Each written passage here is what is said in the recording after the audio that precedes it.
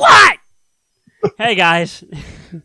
It's CJ and Rico here. We're not starting off normally because you're actually about to listen to part 2 of our Indiana Jones discussion where we deep dive into Shia, Sean Connery, and some independent kids.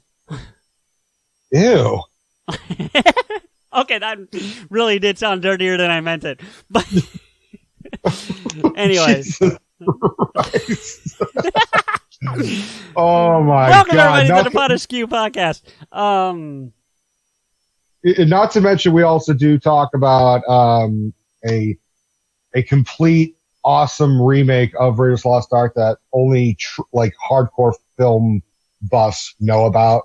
We talk about a nightmare that has plagued my life that is really directly connected to Temple of Doom. So sit tight, enjoy. You'll laugh and cry. You'll shit your pants. It's all good. All right, enjoy. And you talked about this earlier. Let's talk about the other huge fucking elephant, the elephant in the room, the fucking Shia. I did not have a problem with Shia LaBeouf as Indiana Jones III or Mutt Williams or whatever the fuck he did. Right. Well, I'm glad you see it that way, though, Rico, because, I know he took a lot of shit for being in that movie, and I know overall Shia is a bit of a douche, but, I liked him in that movie, you know? I was okay with them. If he hadn't gotten insane and they had passed the mantle on to Shia as Indy, to keep doing those movies, I kind of would have been all right with it. Let me state this. I was a fan of Shia LaBeouf when I was a kid. He was on the Disney Channel. I mean, Holes. Holes is a great fucking movie. I've actually never seen it. Oh my God, dude! It's actually really good, and it's one of the most faithful book to movie adaptations I can really think of. Like one where they got it perfectly, I would say it's a rare one. My first exposure to him actually is there was a short-lived show on HBO called Project Greenlight that Ben Affleck and Matt Damon used to produce and kind of host, but not really. You know what I'm talking about? And the winner of the first one was a movie called Indian Summer, I think it was called. And Shia was cast as the main kid in that movie. I want to say Bonnie Hunt is in that. Could be. I don't remember, but you could be. I remember parts of it. I never saw it, but I remember I saw it like a documentary. I never saw it either, but I saw the show. I watched the show. Now, without naming names or anything like that, I dated someone who I don't really particularly trust most of what she said because she had lied to me. I'm not going to name any names or anything like that, but she allegedly dated Shia LaBeouf. So in a weird, when she told me, I kind of had a weird, I can't look at a Shia LaBeouf movie again. It's kind of weird. From LA? Or? Yeah. She is, and I mean, I do know some of the things she told me was true. She does work in the industry, but it wasn't just Shia. She told me she dated other people that I won't say because it'll kind of narrow down who I'm talking about. I probably still wouldn't know who it is. You don't know who they are. They're not famous, but she told me, I also dated this person. I also dated this person. I'm just it was a kind of oh my God, you're kind of a star fucker without being a star fucker. But then I kind of thought she lied to me, and I think she did lie to me. And so I'm just kind of I don't know what's true and what's not. But I'm telling you, for a brief period, I was it was really uncomfortable for me to have people rent movies that had Shia LaBeouf in it at work, because I would look at it and be like, oh my fuck, dude, I can't. I feel weird knowing this, even if it's true or even if it's not true. The fact that it kind of changed my perception about the fucking guy. Right. She told me stories about him, and I'm like, oh, okay. And I can't tell. I can't even get into that. No, that's fine. I can tell you. Right. Here's an interesting thing. He was okay. So I have to make a correction. The movie wasn't called Indian Summer. It was called The Shaker Heights. No, I just want to... No, because I want to be correct in my Okay. There is a movie called Indian Summer. It's just not the movie I was talking about. So Indian Summer is a movie. Holes, believe it or not, he was in Dumber and Dumber when Harry met Lloyd. I know. I remember that. The same year he was in Holes. So. Well, he was in Even Stevens, the show on Disney Channel, for a long time. And Freaks and Geeks, apparently. He had one cameo. He had a small role in Freaks and Geeks. I mean, he was doing consistent TV and guest star shit, but Even Stevens is what really gave him a thing. He was also on a. Are you sure that's not coming up in his credits? I'm not. Stevens? Yeah, it's not here. Oh, it's on. It's there. Yeah, that's where he started. Because according to this, he was in something that's not worth talking about: Breakfast with Einstein, Caroline in the City, Christmas Path, Monkey Business, Jesse, Suddenly Susan, Touched by an Angel, X-Files, Freaks and Geeks. I'm not seeing. He was in the Even Stevens movie, according to this, but he wasn't. They're not giving him credit for the show. Anyway, he's on. Well, he's definitely on the show, but he. Okay. But I mean, I'm not saying he was. I don't think I didn't mean to imply Even Stevens was his first thing, but it was definitely his. Here it is. Okay, they had it up in 2003 because that's when it ended. They should have had it down in 2000 when it started. It was only 3 seasons. I thought less or more. Okay. According to this, but he was good, and I was on the Shia bandwagon when he was good. I mean, it made perfect sense that he would be in Indiana Jones because he was already having beginnings of a working relationship with Spielberg. Right. Because Spielberg, I want to say, Spielberg produced at least Spielberg produced the Transformers movies. Did he? Yeah. How about that? And he also, I want to say he also helped produce Disturbia, which is basically Rear Window, but with Shia LaBeouf. Okay. It's a pretty decent movie where he thinks his neighbor is like a serial killer, and he's under house arrest, so he can't do shit. So it's all about him, like, stalking and. I remember. Yeah, I never saw it, but I remember. It's pretty good. It's not a terrible fucking movie. It's actually very entertaining. So I did not fucking mind that Shia LaBeouf was going to be Indiana Jones 4. I would have minded if they had made a sequel and have it be fucking Mutt Williams in the search for fucking, something. Even George Lucas made a joke about it. It's like, oh no, it would never be, Indiana Jones 5 would never be this. It would be Harrison Ford. Mutt Williams is about to make his own fucking movie, Mutt Williams in the search for Elvis or something like that. No, I agree with you. He's a good actor, and he's definitely been... I mean, in some of the stuff I've seen him in, he's been kind of annoying. Like, his character in iRobot was completely useless, really. Yeah. That's not his fault. Same thing with Constantine. I didn't feel like that was really necessary either.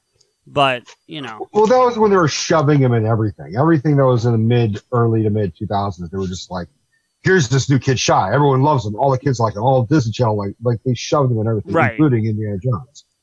Right. But I didn't have a problem with him. I thought it was sort of I had heard a comparison that like he was his generation's Tom Hanks, and I'm like, I mean, I don't really agree with it, but I can kind of see why people would say that. And I mean, if it was like early Tom Hanks' career, like big, that I would see it. Yeah, but by then he was already established anyway because of, well, I guess the Shia did the same thing with the Steven Stevens thing, but I was going to say, like, because Tom was already kind of established from Bosom Buddies at that point, I don't know. I think Shia had a lot of problem I would have had a problem if they had branched out and made a sequel with just Shia. That's what I would have had a problem. Well, yeah, I mean, but okay, and I guess that brings up a question, something we need to cover, and we can circle back to, talking more about the movies in a minute, but like, if they're going to, they want to make a fifth. I've heard they're shooting next year at this point. I think it got pushed back to 2020 is when they're going to start shooting. But let's be real about it. And I love Harrison Ford, but he's going to be like 77, I think, by the time they start shooting this thing or something like that. And there's only going to be so much more indie that he can do. You know. Well, this is the last one because the original setup was that there was supposed to be 5. Okay. Way back when they were making renders, they said this is a 5-picture deal, and they made 3, and then everyone just sort of said, "Man, well, that's a good way of ending it. Let's not do it." And then it was Spielberg's son who said, "Hey, when are you going to make the other 2?" And then Spielberg was like, "Oh shit, you actually want to see that?" He's like, "Yeah, dude, are you kidding me?" And then they made Kingdom of the Crystal Skull, and then people fucking liked it or didn't like it, and then that sort of like that made the interest of it even less. But then there was still like, hey, there's still a contractual obligation. Harrison Ford's almost 80. Let's fucking get this going. Right. You know, not to mention Lucas and Spielberg are also not young anymore. But but that was something. I mean, Spielberg is still crunching out a fucking movie almost every other year. Well, yeah. And so here's the thing I would ask. So, because we are big fans of speculation and doing, what if type of scenarios. So, and I don't know if this would fit the contract. So let's just pretend that that's not really a thing right now. But what would you think if they did like a Batman Beyond style thing? I don't mean way off in the future. That's not what I'm saying. But like Indy kind of home in the Batcave with someone else, whether it's Mutt or whoever, going out on the actual adventure. I don't know if that would work because for Batman Beyond, it works because Batman can be looking at a computer screen and interacting. I mean, would it be just be Indiana Jones with a really extensive walkie-talkie? No, but like. All right, so like he would be the Sean Connery. He would be the older kind of bumbling one. A little bit like that. I don't know if I like that either because then that would just make someone who is super fucking awesome and badass and tough and uses his wits and his brawn to go on this adventure for him being this bumbling comic foil just to make the new adventurer, the new generation, look even more. It's like what I said about Marcus Brody, like taking Brody and making him something, right? And then making this fucking bumbling, looks like he's always confused character. I think would be a huge disservice to Indiana Jones. What about if they did it like, and I may have to construct this a little bit for you, but like, what if they did it like Bellic from Raiders? Although instead of being the bad guy, but like Bellic didn't really do any of the hardcore digging, but he was there, and you know what I'm saying? The only way I could see it working is if it was almost like exactly how they did in Harrison Ford in Force Awakens. He is a prominent member, but he's not the main character. Right. So you just take the because Han Solo's in virtually every scene of that movie, with the exceptions of the First Order shit. And the stuff on Jakku in the beginning. Right. When they first introduce him, then he's in everything. With the exception of like First Order and Rey's fucking Force Dream. Right. Once he's on screen, he's pretty much there throughout the rest of the movie. Right. And that's all I'm saying. Up until the scene with until he dies. But then the movie ends only about like 20 minutes after that. Right. But there is one crucial scene post that, but that's the only one. But anyway, I get your point. I'm not arguing you, but yeah. That's what I'm saying. That's what I would like to see is if Disney, because Disney owns Indiana Jones now. People always think, oh my God, Disney owns Star Wars. Like, they own Indiana Jones too. Because of Lucasfilm? Because of Lucasfilm. See, that's why they're making Spielberg technically own Indy, though, I thought? No, okay. Lucas. Well, I know he's part of it, but I didn't realize it was a Lucas. Like, I thought it was just more paid for, not owned by. Do you know what I mean? I think Lucas bought the rights for it officially for right before he did Kingdom of the Crystal Skull. Because Crystal Skull is the only one that has the Lucasfilm banner. Okay. Like the Star Wars prequels. So what did the other ones have without pulling them up? Okay, but it's not like Paramount. Paramount. Paramount. Yeah. Okay, yeah, that's what I thought it was. So what I would be more first off, I'm just saying I would never want to reboot. I would never want to remake. I would never want to see fucking. So Indiana Jones is essentially dead whenever they finish this off. I don't mean like actually dead, but the story line. I'm saying that if Harrison Ford is, I want to see one final Harrison Ford Indiana Jones movie, the fifth one, before they decide to make a reboot. I would rather see the one, because I want there to be some redemption for Harrison Ford for Crystal Skull, because I don't even think he appreciated it. I don't even think he liked it. And even fucking Spielberg said he didn't like what the quote unquote the MacGuffin of the film, which was the aliens and the crystal skulls and all that shit. But he helped write it. Or he may not be writing credit, but like, he talked to George. He didn't. Yeah, but he has said on record that it was all George Lucas, and he trusts George. So he said, even if I didn't like it and I don't agree with it, I trust George because George is a storyteller, and George is responsible for Indiana Jones. That is his baby. Spielberg may have directed it and shaped it and added his own ideas, but it is very much George Lucas's idea. Okay. With the exception of the name. I mean, even fucking Indiana is named after his dog. Well, again, that's... Dog. Oh, okay. Okay. Yeah. And that same dog, which was a Malamute, was the inspiration for Chewie. So this dog has got some fucking, like... some cred. Yeah, right? So who would you... Because you said you would want him to be in every scene, but not the star, for lack of a better phrase, right? So who would you have... Like, I would be fine with his son. I would be fine with his son, Mutt, or Henry Jones III, or whatever. Yeah. I would be fine with him trying out to be his own thing. Like, this is how, if I'm on the fly pitching it, I would have it be Mutt Williams tries to be his own version of an archaeologist, doesn't do a very good job, and he's got to go save him. And Indy has to go save him. And that's why it's still an Indiana Jones adventure. It's Indiana Jones and the saving of his fucking shitty son. Hopefully they come up with a better title. Well, Kingdom of the Crystal Skull is still an awful title, if I'm being honest. Well, anyway, what? But to be fair, Last Crusade is also a fucking lie. Because it wasn't the last one. Right. I've even gone as far as calling it Lost Crusade. Well, I get... there's a way to stick with that title and not lose what you're talking about, because they talk about the knights who are guarding the Grail as being from the Crusade. So the last crusade of the night is, you know what I mean? So there's your last crusade. That's a really good point. I didn't think of that. It's a double entendre in that it's both that and, at the time, Indy's last crusade.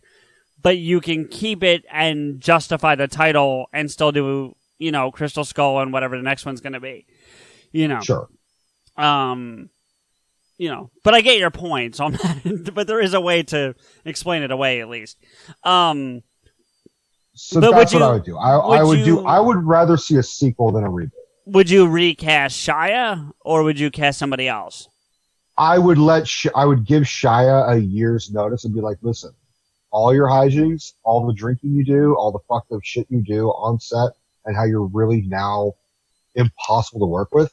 If you want in on this and you want to be in good graces with Spielberg again, you've got to fucking straighten your life around. And then I think he should do it because he was fine. And I want consistency. I don't like it when they recast actors for movies. I love it when they keep the same actors throughout. Like, the perfect example for me is Lethal Weapon. When they fucking had the same kids and for Danny Glover's kids. Yeah. Throughout the fucking movies, I'm like, I love that. It's rare that you see the same fucking people in the same movie because it feels like they give a shit about continuity. With the exception of, like, if someone dies, then I understand. But well, yeah, you can't control something like that, like what they had to do with Harry Potter because the dude died, or the Matrix for that matter. She died mid filming. So. The Oracle. Yeah. Yeah. So what I would do is I would give Shia a first shot. And if he cannot deliver it, then you have to cast someone who doesn't have to be an exact Shia clone, but he has to still keep the same mannerisms and things and speech as Shia, or at least as Mutt Williams. You can't make the character completely fucking different.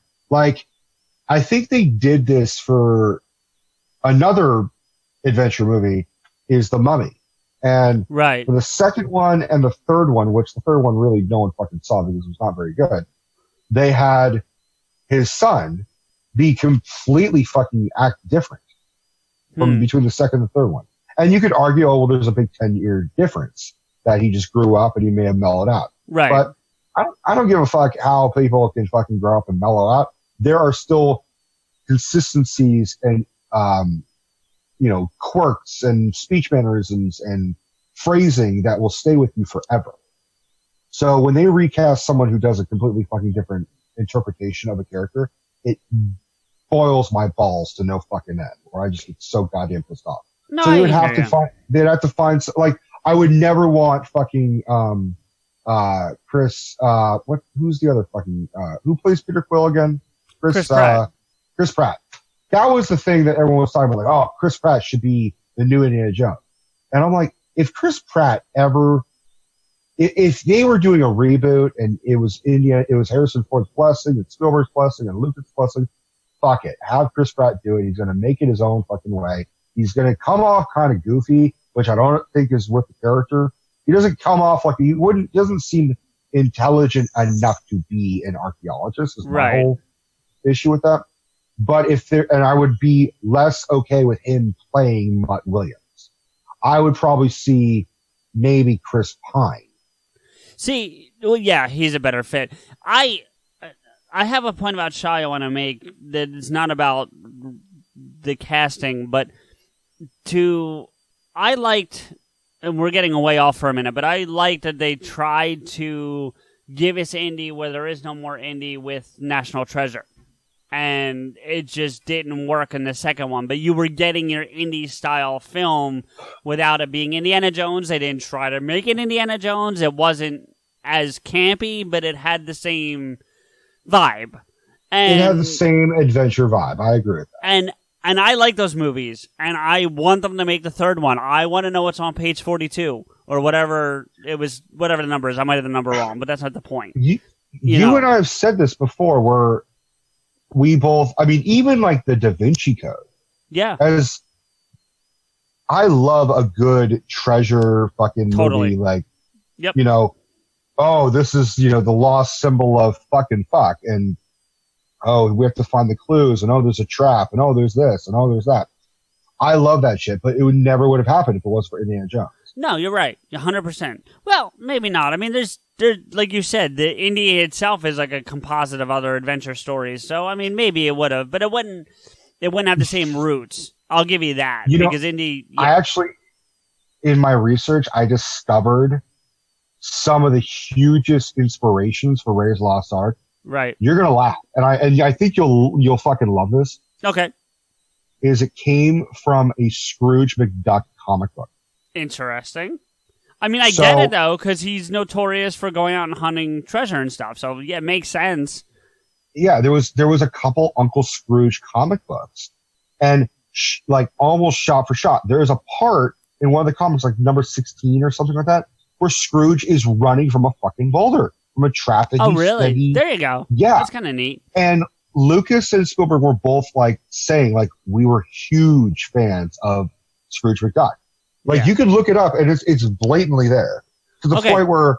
See, Rico, I wonder with Shia, you had said that I don't think it was your opinion, but you were saying that some people said he was like the Tom Hanks of this generation or his generation, or I forget the exact phrasing you used, but that's basically the concept that you were getting at, right? Sure.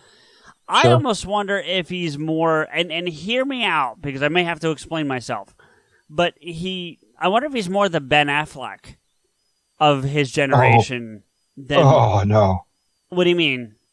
Well, you give me your explanation, but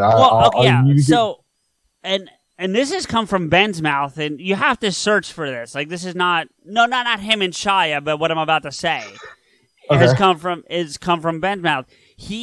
he does struggle with his issues that are well known, his addiction issues, from whether it be gambling, drinking, whatever, when he's not working. When he's working, it distracts him from those things, and he can focus. And there's never been complaints about him on set, which is slightly different from what you were saying about Shia. Right. But if Shia is working, I wonder if he has those same issues. I mean, I was just looking at his IMDb. He's got stuff coming out like this year. I would say that Shia has been working consistently since he started. I don't really, even when he's not doing a movie, he does some art project, or he does an indie film, or he does he does a play. I mean, he was famously fired from at least one play because he got in a fucking argument with Alec Baldwin. I heard that. Yeah. I mean, remember he did the whole fucking paper bag on his fucking head? I'm not famous anymore. Yeah, the thing in the art gallery, like he rented the place for a month or something and just sat there with a bag on his head. Dude, I didn't see that in person, but fucking Hal from fucking Movie Fights, from Screen Junkies, in particular was never okay with Hal. I'm not a fan. I'm not a fan of Hal's. Either, but he did this fucking thing where he like found out about the whole Shia thing, went there, and like took the paper bag and it's Shia, and like it's on one of the episodes where he just kind of he's like, Shia, I just want to let you know that you were in Even Stevens. You remember that? What happened, dude? What are we doing here? And he brought in a camera, and I'm pretty sure that was a big no-no because I think Shia is like looking, like he said, I'm pretty sure it's the camera. He doesn't say anything, but it was something that I felt bad for Shia because Shia has clearly had some demons, and he. Well, and I agree with you, but in that particular instance, Shia put himself into that. That wasn't a thing. He just did that to himself. That particular thing. I've heard stories from him that his father was an addict. Sure. And that it really fucked with him that he saw his father go through like heroin withdrawal and shit like that. Oof. Okay. Yeah, that's a rough thing. So, I mean, he grew up poor, and he grew up like he and his family, his parents would like dress up as clowns and like sell hot dogs and like entertain people in the street. Like, they were sort of like a weird gypsy vaudeville type of like family. Okay. So, but that's my whole thing. Would I compare him to Affleck based on addiction? I think it's closer than Hanks. That's all. I'm not saying it's apples to apples, but it's certainly closer than Hanks, I think. No, I would probably say he is, if anything, he's probably the Mickey Rourke of his generation. That's a whole nother conversation, but I get what you're saying. Someone who was a lot of promise, and even when he's awful in films, he's still great. I mean, pound for pound, Mickey Rourke in like Iron Man 2 is a decent villain. I mean, I just watched that again the other day, literally, I think yesterday. I just watched that for the first time in a while. And he's not awful in it. No, not at all. He's really good in it, but he got like paid basically nothing. Yeah. Movie, right? Yeah. Like, it was like $25,000. I want to know what's up with Sam Rockwell's hands in that movie. Oh, where he does this shit? Where he does like the... No. Like, in the scene where he's meeting Mickey Rourke's character, the Whiplash, I can't remember the Russian... never mind. Vanko, yeah. He looks like he just took spray tan and just sprayed the palms of his hands. Like, his hands are super fucking brown. If you look at him again, his whole face is fucking tan. He looks like a thin Donald Trump. Right, but the hands are worse than anything else in that one scene. It's only in that scene. It's not anywhere else throughout the movie. It's just really fucking weird. But anyway, for one brief second, I have never laughed as hard watching a Marvel movie when I watch Sam Rockwell say, "I don't know if you know this, but I don't speak Russian." Yeah, and he has like, emphasis on his face, and you're just like, "That is some fucking delivery, dude." Oh, no, he's got a couple great lines in that movie. I don't mean to go way off indie, but he's got a couple great lines. Like when he takes the helmet off He like rips it off he's like, that's 1.2 mil. Okay, never mind. You know, He's like, this is a bird, man. We got the bird. Like he's got a bunch. It's the bird. He's got a bunch of great lines in that movie. Yeah. Have you ever seen the movie Choke? What is it? Choke, like choking. No. It is a movie with him, and the movie is based on a book written by the guy who wrote Fight Club, Chick Palahniuk, or whatever the fuck his name is. Yeah, Chuck Palahniuk. I think it's Chuck how you say his Palahniuk. name. So yeah. It's about Sam Rockwell's character is a sex addict, and he also, in order to make money, he works at a colonial type of like Renaissance fair type of thing, but like it's colonial times. Right. So he has to like act like whenever like student field trips are like going off, he has to act like he's in like the 17th century or whatever the fuck. He is, he chokes on food in restaurants, and then like he has someone save them, and then they feel responsible, and then like they like give him money over the course, like they keep in touch with each other. So he gets money that way, and he spends most of his money on trying to help his sick mother, played by Angelica Houston. It is a weird, all fucked up movie because it's him fucking everything. But Sam Rockwell is fucking amazing. But here's the real kicker: is there's an actor who wrote and directed it, and it's Clark Gregg. Oh wow! So that's another thing I want to talk about before we end the episode is Clark Gregg, because that reminds me of something I wanted to ask you about. But sort of in a roundabout way, why I wanted to bring it up. Yeah, thank you. Because I had forgotten actually. Anyway, but let's get back to Indy for a minute. Like, and there's another thing we haven't really touched on too much, but it's more of a positive than a negative, because our last couple touch-ons have been negatives. You know, Shia, the refrigerator, and all that kind of stuff.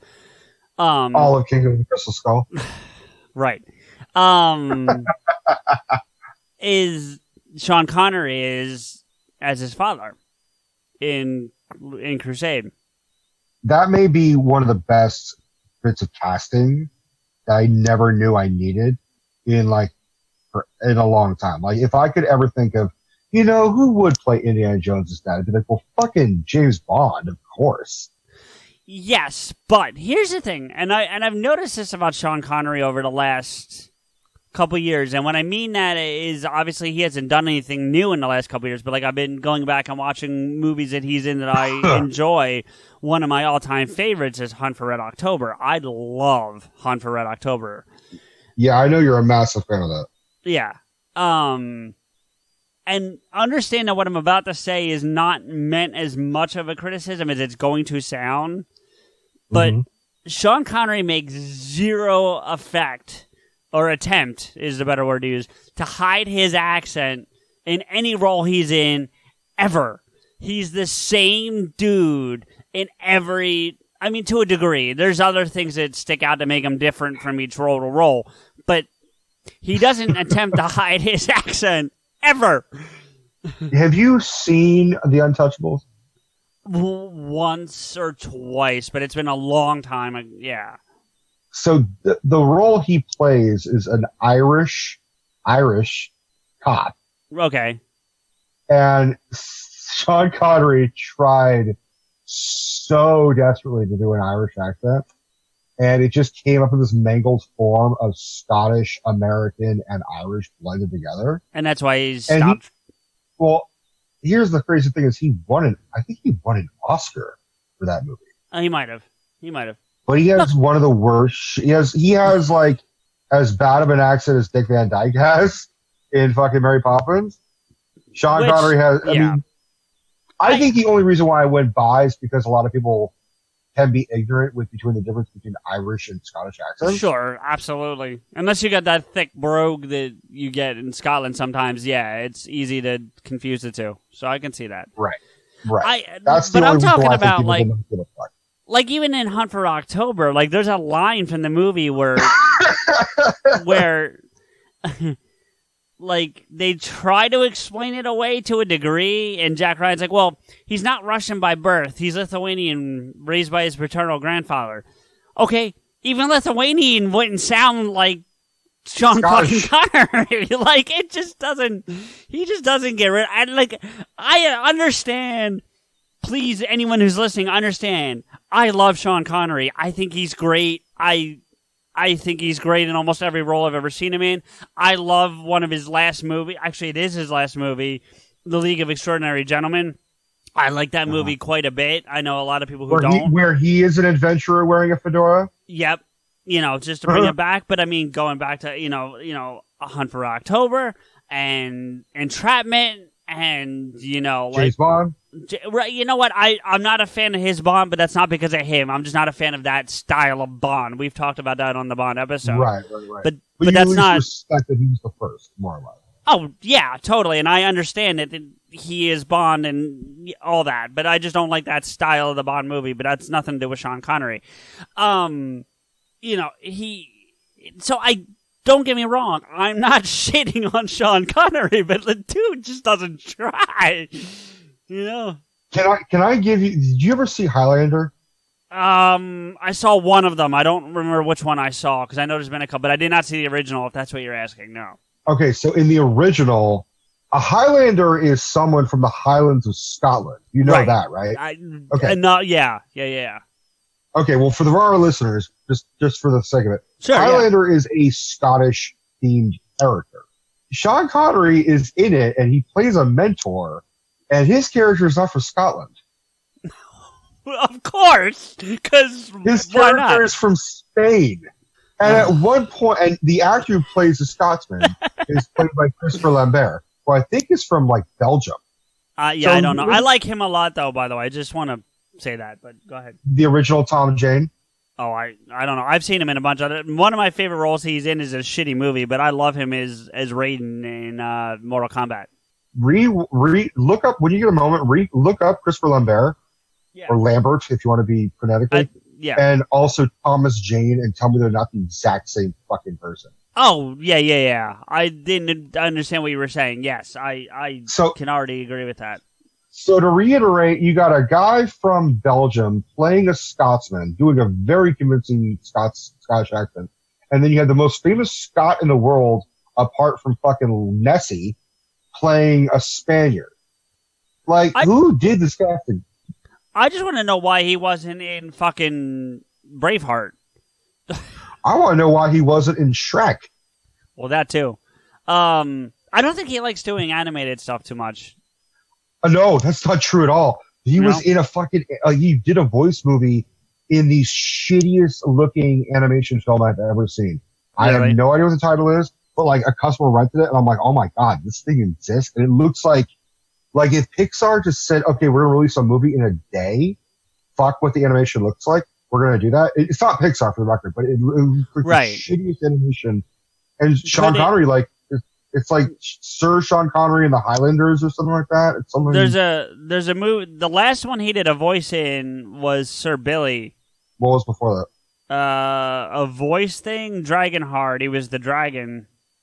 Okay, so it would have been the past couple of years, so it may be Sir Billy, but fucked if I know. It looks awful. But anyways, there's a part in Highlander where Sean Connery says to Christopher Lambert, he's like, so tell me about this infamous land of Scotland of which I know nothing of. Really? Tell me about Scotland. Right. Dude, you are more famous than fucking haggis. Yes, that's what I'm talking about. Guardians of the Highlands. That's what I'm talking about. Yeah. Look how awful that shit looks, dude. Yeah, it does look pretty bad. Look, and that's the other thing is, props to him for the fucking hairpiece that he has. Well, yeah, but I mean, he wore it all the way up through fucking League of Extraordinary Gentlemen. And he wore it long after Indy. He must have took it off for Indy, but he wore it in fucking Hunt for October. He wore it for he started losing his hair around the Bond era. Right. And then they insisted on a hairpiece. He was like, no, James Bond cannot be bald or balding.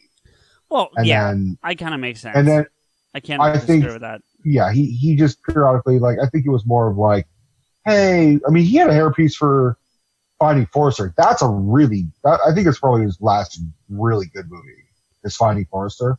It's the same year? No, year after Entrapment. Entrapment. I, I like I've never Entrapment. seen Entrapment. Entrapment's good. It's him and Catherine Zeta-Jones, and they're thieves. Is that the one with George Clooney? Am I thinking of the same thing? No. I know Catherine Zeta-Jones. Oh, no, okay. She and Clooney were in another movie together. Yeah, Up in the Air, I think it's called, or something like that. No. It was like Intolerable Cruelty or something like that. Oh, yeah. You're right. That's that one. But no, this is Connery. Ving Rhames makes a brief appearance in it. It's not bad. I have it. It's not great, but it's not bad. So is your complaint about how Sean Connery just doesn't really try? Are you putting that in with the Last Crusade? Yeah, because I don't think he does an amazing job. I think it disconnects for me as him being Indy's father a little bit. Do you know what I mean? Because it's very obviously Sean Connery. And it's very obviously not Indy. They're so far apart. Harrison Ford sounds he should sound a little bit like Sean. Most people sound like their parents to a degree, especially if they have a strong accent like that. Sean is obviously a Scottish immigrant, but Indy was probably born in New York or Utah or something. Right. I mean, yeah, but you're still. I'm going to look up the Indy character, see if there's anything about his mother. That's what I'm going to do. Because I know people that have immigrant parents, and they were born in America, and they don't have the same severity of accent. They still have some degree of an accent because of being raised around it. Do you know what I mean? And sure, I just don't feel like. I don't know. That's my only real complaint about Sean Connery being in that movie. So really you can see I'm kind of, stretching a little bit. But I can understand it. I would say, because I can agree with you, because I've sort of adopted a little bit of a slight Massachusetts accent, even though I'm not from there. Just because of your dad? Because of my dad. Yeah. Because I'll occasionally drop my R's, and I'll occasionally, it just sort of comes out a little bit, even though I'm not from there. Right. But I'm, all right, let me see. I'm trying to find, okay, so Indy's mother was named Anna Marie. Okay, so Anna Jones. Very little has been established about the character prior, but so this is a lot of Indy calls her the sweetest, smartest, most wonderful woman who ever lived. She apparently had an affair with Puccini, the composer. She's also from Virginia. So that's what she also died of scarlet fever.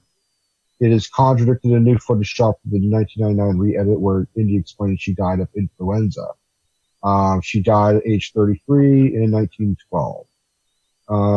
She was first mentioned in passing in Raiders Lost Ark. Indy remarks, Brody sounds just like my mother when discussing the dangers of finding the Ark. In Indiana Jones' Last Crusade, Indy's father does mention that her death drove him and his son apart. Indy does believe that his mother, quote, never understood his father's obsession with the Holy Grail, though Henry says she supported him fully. They say that she's American. She was born in Virginia, hence why Henry probably if he and his father were not getting along, then he probably would have gone for his mother, if anything. Probably in looks, too. Although, Sean Connery shaved, clean shaven, looks nothing like Harrison Ford clean shaven. Well, okay, so here's a couple questions about Last Crusade that have come up, and I would like to hear your thoughts on. Was the River Phoenix scenes necessary at all? Because I've heard a lot of people say that whole portion of the movie really just wasn't needed. I think, first off, I'm biased because that's my favorite movie, and I really did enjoy the opening prequel scene. Was it needed? No, but it was fun. It was a great filler. And also, I take it back. It was needed. It was needed to show that even when Indy was how old would you say Indy is in that scene? 16? Yeah. 14? 16. 15, 16, maybe 17, but that's some in that window, yeah. Is there an age limit for, scouts, Eagle Scouts? There are, yeah. Eagle Scout I think stops at 16, and then there's a grouping above that you can be. I know someone who was part of it, but anyway, yeah. Let's just say 15. Let's say 15. 15 safe. So I think it was needed to show that even back when he was a teenager, he was trying to get his father's attention. I think it was important. So, and I do think it explained some things of how he got his first snakes. I think that was quite enjoyable to show that him falling in a tub of snakes is the inspiration. I also like the fact that it shows how he got how Indiana Jones has the infamous scar underneath his chin, which Harrison Ford really has. Right. That was the argument I heard against it. So I'm not to interrupt you, but like I've heard people say, just because Harrison had the scar, we had to explain in a movie. Come on, like that kind of thing.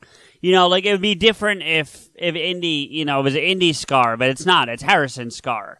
And then the other thing that I heard was like there was no need to see how he got the look. Because that guy that he's chasing in that is basically Indiana Jones. He's got the leather jacket, the hat, the satchel. I think the only thing he didn't have was a whip, and you get that from the scene with the lion. So, which I would probably, I mean, I don't know my history of this, but like, did they even have fedoras that popular in like 1913? Yeah, fedoras. Yeah. I would say that. I'd say that the guy wearing the fedora made sense. Yeah, that I didn't have a problem. But I don't have a problem with any of it. To be fair, I should need to clarify that. But I don't think I agree that there wasn't. And we'll put it this way: I agree there wasn't a need for any of it. But I don't have as much of a problem with it as other people I know. You know what I mean? The only problem I have is that how the fuck did he get out of that magic box? Oh, what's a magic trick? Come on. Yeah. But I will say that I was fucking, I was kind of in a weird way enamored by this proto Indiana Jones character. The guy played by, I think his name was Richard Young or Guy Young. It's one of the two. Okay. Who plays the character Fedora. And it's sort of a weird thing to show who this random guy, the guy who really kind of fucking, influenced Indy in the most way, more than his father, especially with look and sort of mannerisms. It's when Solo came out and I watched Solo with fucking blah blah blah and Woody Harrelson. I likened Woody Harrelson's character to a similar degree as Fedora is to Indy, because Beckett is a lot of the inspiration for how Solo acts. He shoots first. He is very much like, get out of here, give me my money, I just want to get the fuck out of here. So you can see elements of Han Solo in Beckett, just like you could see this guy, Fedora, which is how he's listed in the credits as Fedora, is to Indiana Jones. I wanted to see a little bit more.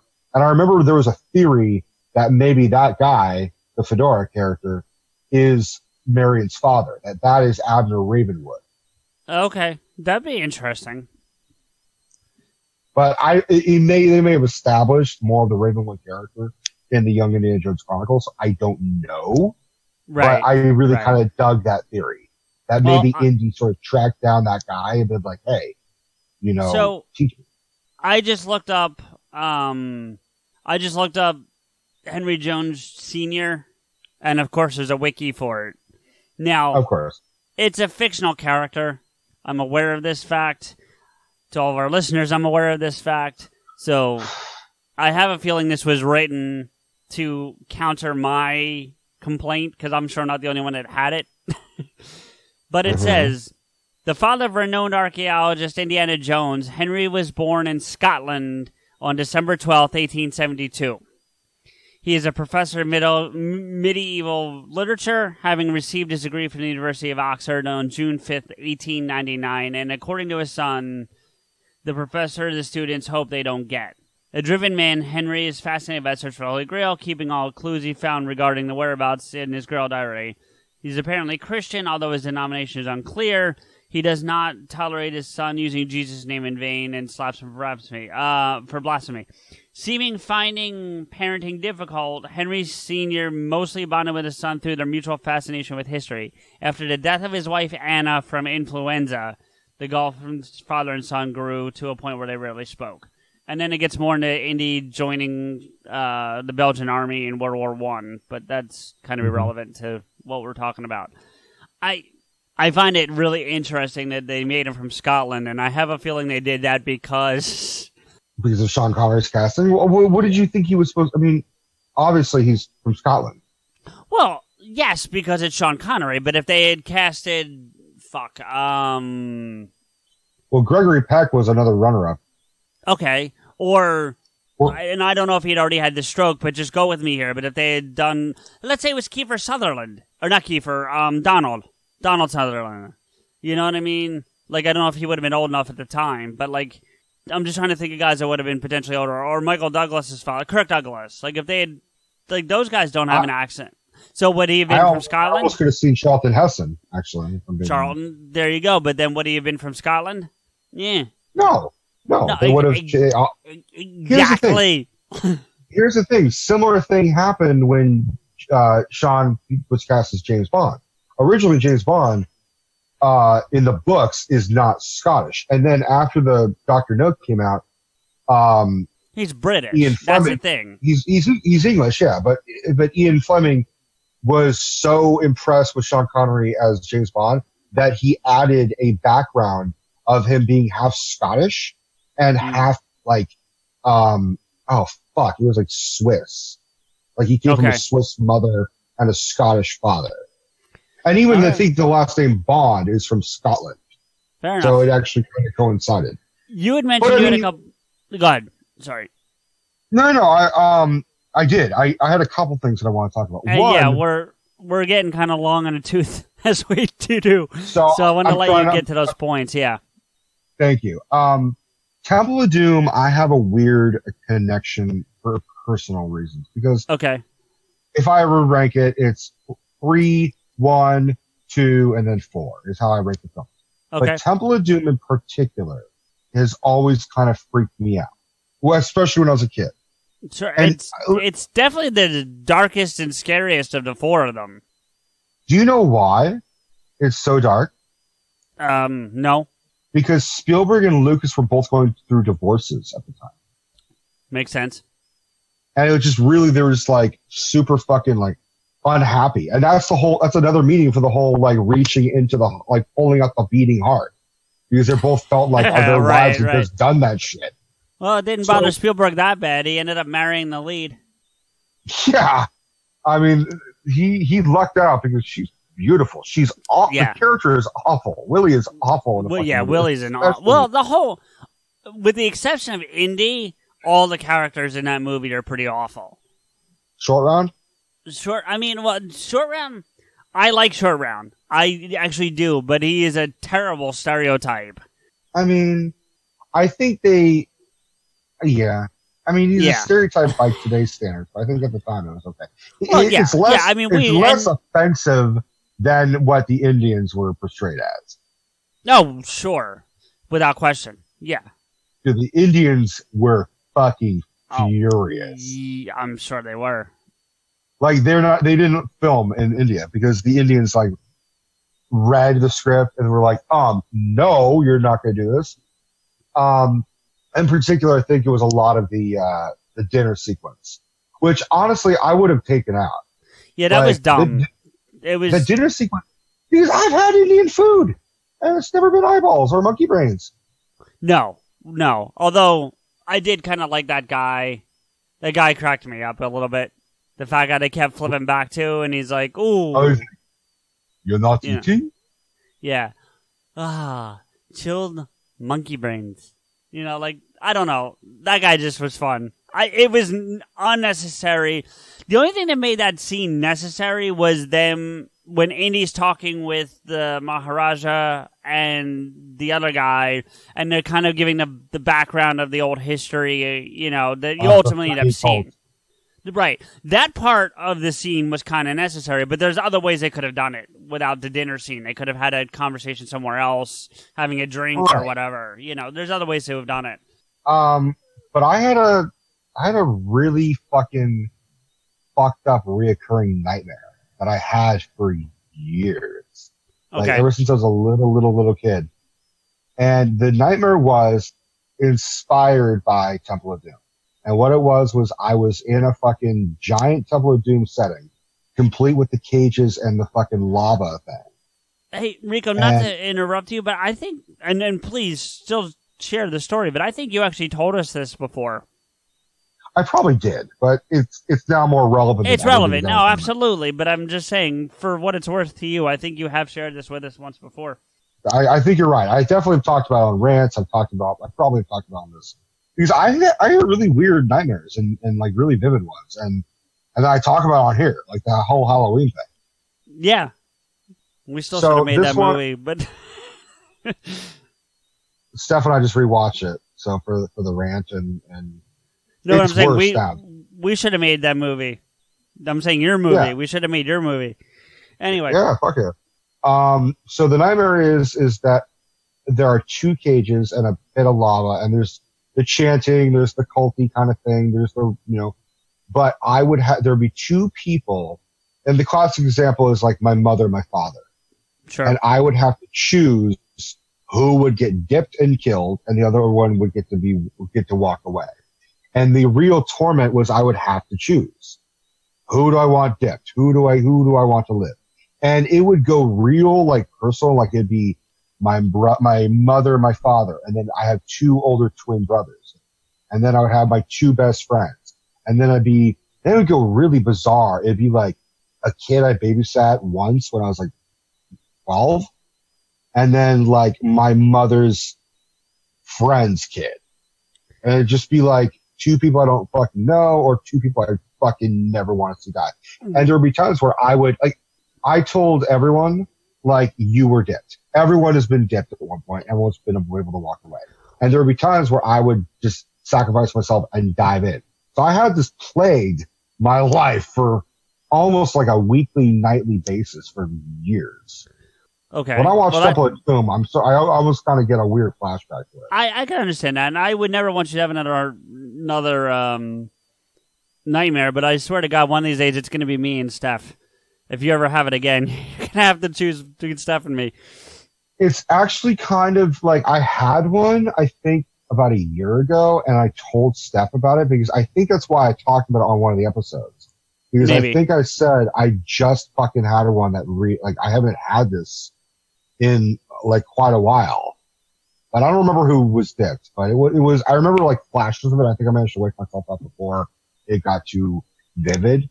So yeah, that's why Temple of Doom has a weird, no pun intended, soft spot in my heart. But Last Crusade, I think, is my favorite. Raiders of the Lost Ark, I think most people can unanimously say is the best, but they also have their own favorite, which is usually Last Crusade. That's what I think the argument is. Well, and I don't want to, because we're already pretty deep into this, but I honestly think Crusade's better. That's not even just because it's my favorite. I think it's actually a better film. I do too. But I think the consensus is that Raiders is just more.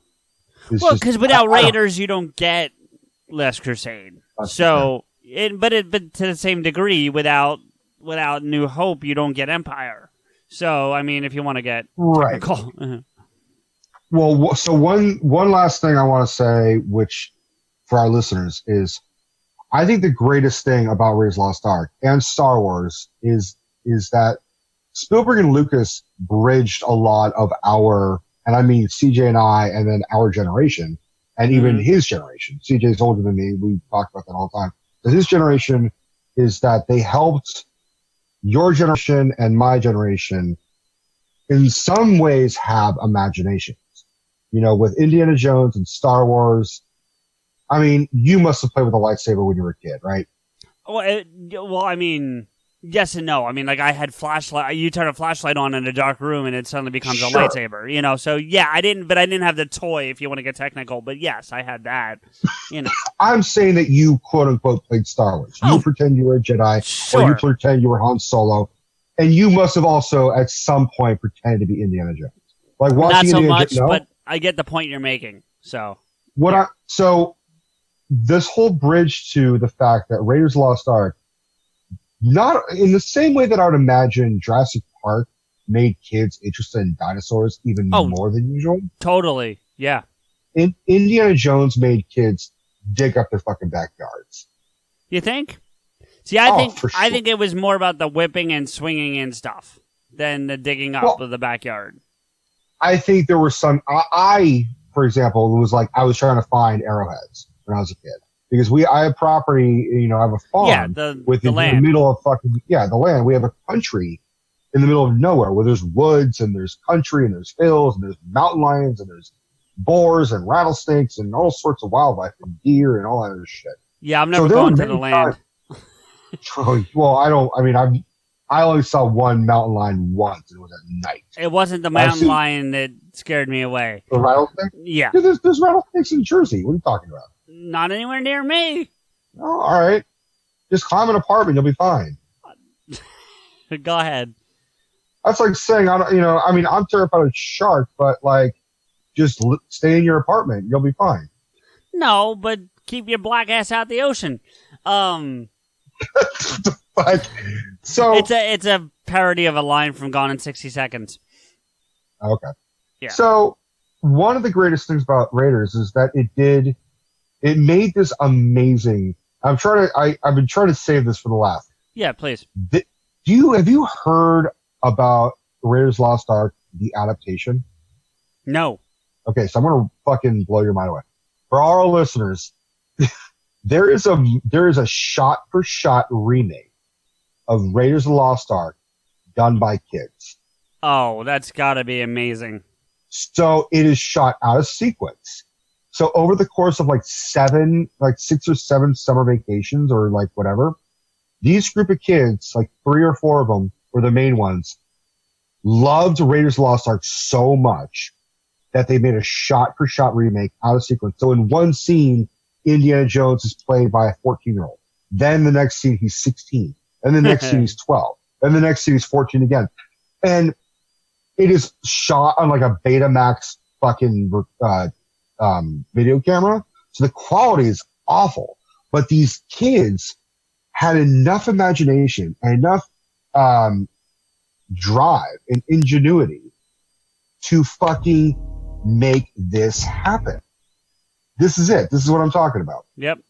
So they did it when there was no internet. They did it. They had to watch the movie like a number of times just to copy it and make the storyboards and to like record the music. They made their own boulder. They had to do all their own stunts. They were doing the lowest budget. You want to talk Clerks? Dude, this is like if Kevin Smith said, I want to remake Indiana Jones, and he did it. So they did it the best they could. And they built a fucking boulder and they had like all these kids doing this shit and they had to come up with practical effects. They had to come up with ways that Lucas and Spielberg did it with a fucking, $80 million budget. And they had to do it for like $8,000 over the course of 8 years. Now, the crazy thing is that because they were kids and because they were super faithful, some kids almost got killed during this. Like in Raiders Lost Ark, there are people, when the Marion Tavern scene, there are people that are set on fire. Right. So they said, okay, so Jimmy, in this scene, we're going to set you on fire. And they set a kid on fire with like lighter fluid and set him on fire and then like tried dousing him and he like they had a wet blanket and they didn't, they just put it over him and then took it off. So they're essentially wafting the flame when like they almost like burned a kid really badly. Right. And then they almost burnt down like one of the kids' fucking mom's basement. Oh geez. And not to mention they're doing all this shit, making this fucking movie over the course of 7 years. Like they're also kids. They're dealing with bullshit. They're dealing with puberty. Yeah, they're dealing with like they want to like girls. One of them had to like move away because his parents divorced, and then they couldn't finish the movie apart. They finished the movie apart from one scene, which was they couldn't do the airplane propeller scene with the big, huge bald Nazi that Indy fights because they couldn't get a fucking plane. So they made this movie with the exception of that one scene, and then somehow Eli Roth, the filmmaker, found it and was like, what the fuck is this? This is the greatest fucking thing I've ever seen. This is what every kid wished they could do when they were playing with the whip and the fedora when they were like 12 years old. They wish they could reenact like most arts, like most film schools will say, okay, for a project, I want you to recreate a scene from a movie. These kids, fuck it, let's remake the whole fucking movie. So it became, this is pre-internet. This became like the internet phenomena before the internet, where this movie was like known for hardcore film buffs. And it was passed around. It was basically, hey, have you seen the Raiders tape? Oh yeah, dude, those fucking kids are nuts. And then Eli Roth brought it to Harry Knowles. You know who Harry Knowles is? I know the name, but I can't think of what he's Ain't attached it cool to. news? What's that? Ain't it cool news? No. He's a film, like, he did a lot of film stuff. Okay. And right now I think he's not doing well. Like, there was allegations of him or something like that. Oh, geez. So there's allegations on everybody these days, but go ahead. Yeah, but he's a big, heavy-set, bearded guy. Did you ever see Fanboys? The Star Wars movie? Yes. So Ethan Suplee plays him.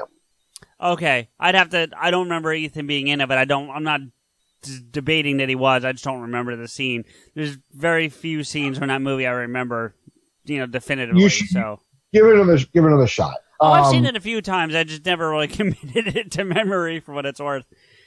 Well, Harry Knowles did a thing called the Numb Butt-a-thon, which was literally a 24-hour movie marathon where you just sit in your seat and you just watch like really obscure fucking movies or newest movies that have not been released. And this one day in particular, they were waiting on a shipment for the Two Towers. This is way back in 2002 or 2003. Right. They were waiting on Two Towers, and Harry Knowles was like, well, let's fucking put on the Raiders movie. So they put on the Raiders movie, and the whole audience went fucking nuts. Like, this is fucking amazing. These kids are doing fucking amazing.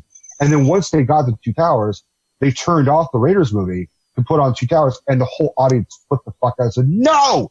Fuck the rings! You put those fucking kids back on. That's like, awesome. Hey guys, we're on a fucking schedule. Like, we got this. Like, we got to do this. But then, little by little, everyone started giving a shit about this fucking adaptation, to the point where they said, okay, well, why don't we finish it? And this is like 2014, recently, 2014, 2015. But they said, well, fuck it. Why don't we finish it?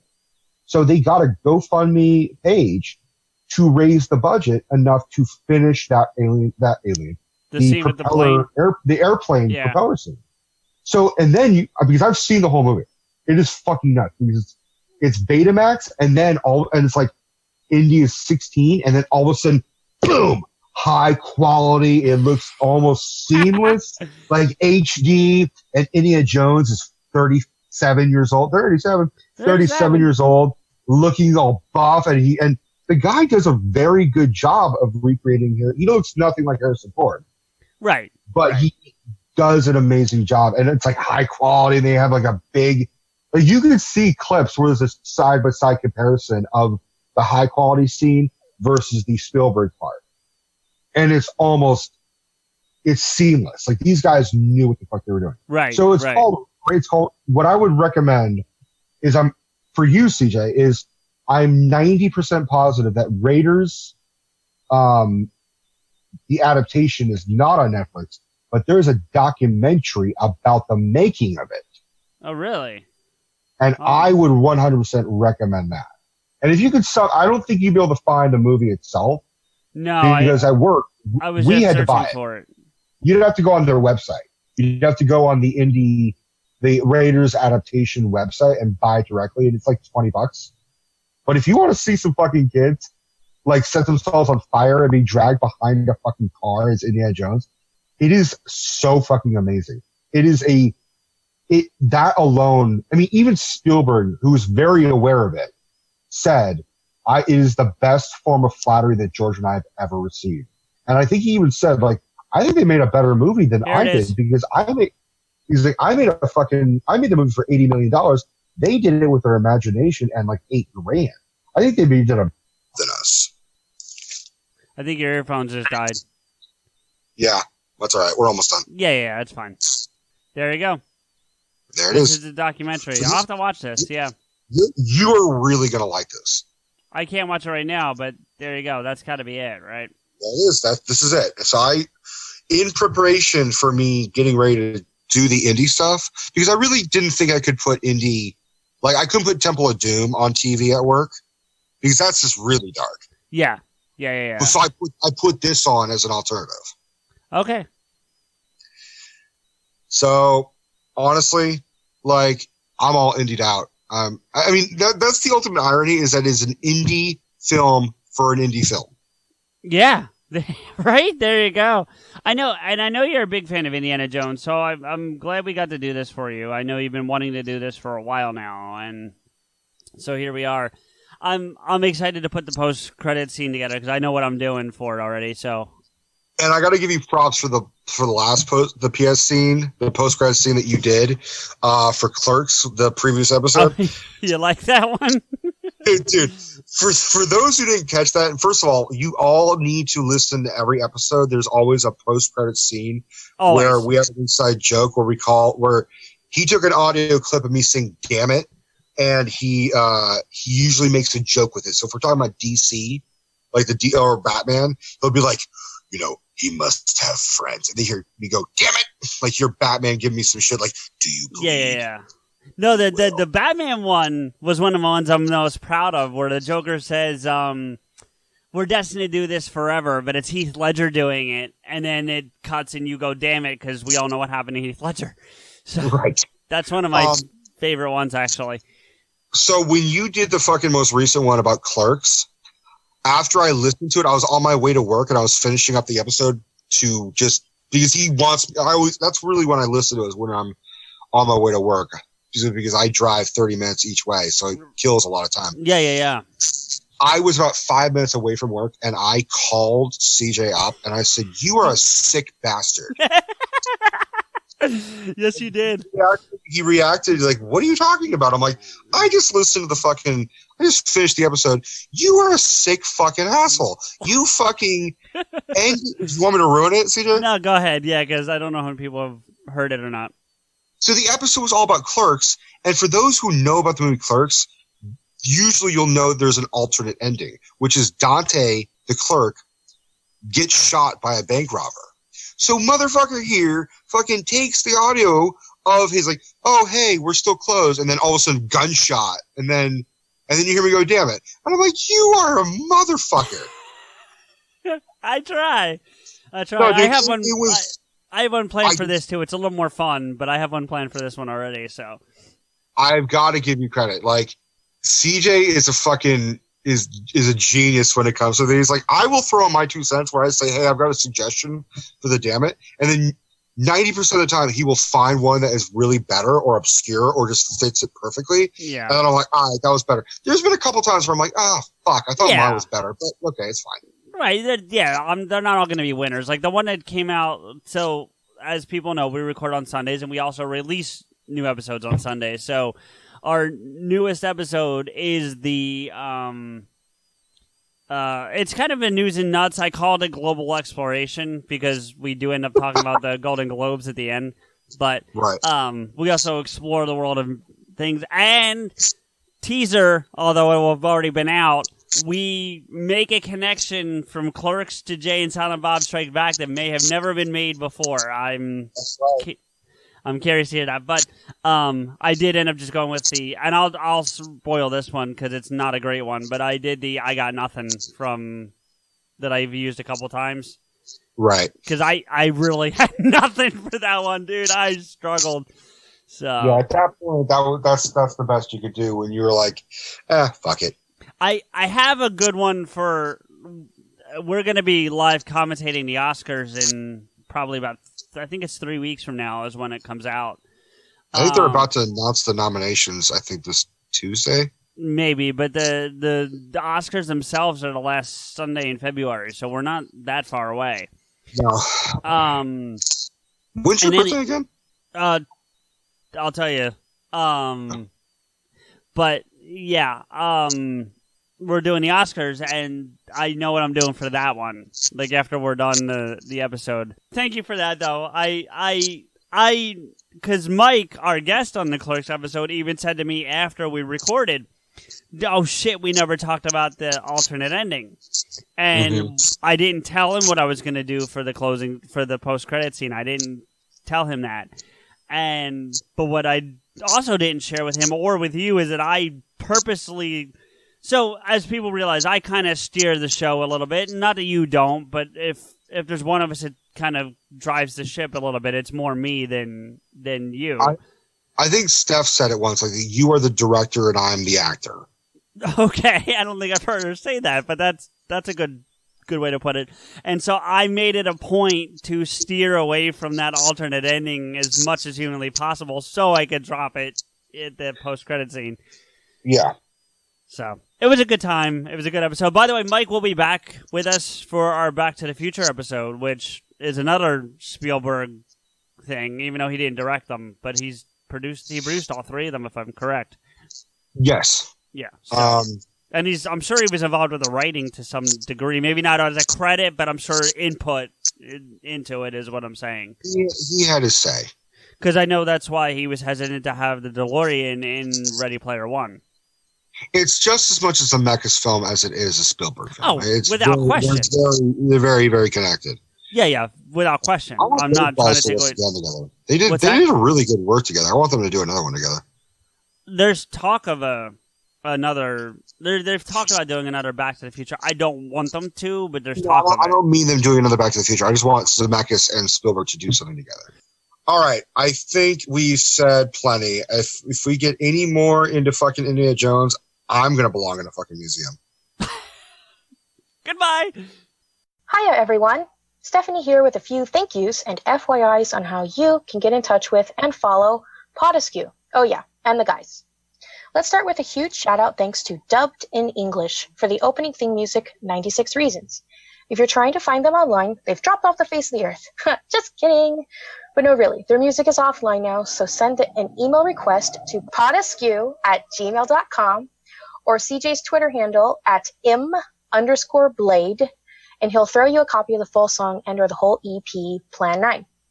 Also, let's give a big thanks to Samuel Lemons for our closing music theme, Askew.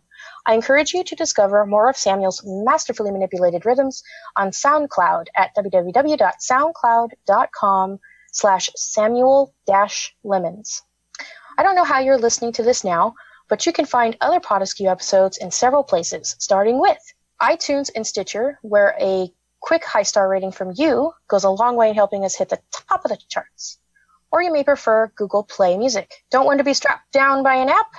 Then find us on podcast search engine Listen Notes. Type in PODASKEW, yes, that's all one word, into any of the aforementioned searches, and PodAskew will pop right up on whatever screen you're using. And of course, there's our founding site that started it all, Podcast Garden, at www.podcastgarden.com/podcast/PodAskew. By the by, if you're looking to host your own show, Podcast Garden is the ideal place for all your podcast hosting needs at a very affordable price. Now, if you want to agree with or yell at the guys directly, follow them and the show on Twitter. For the show, @PodAskew. For Rico, @RantsRico. And again, CJ is @im_blade. Finally, let's not forget our biggest thank you is to you for listening, subscribing, rating on iTunes and Stitcher, and promoting our show by being our fans. CJ and Rico truly appreciate your time and look forward to bringing you another episode soon. That belongs in a museum. So do you. Damn it.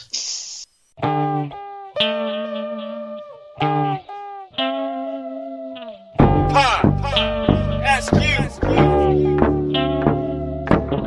PodAskew. PodAskew. PodAskew.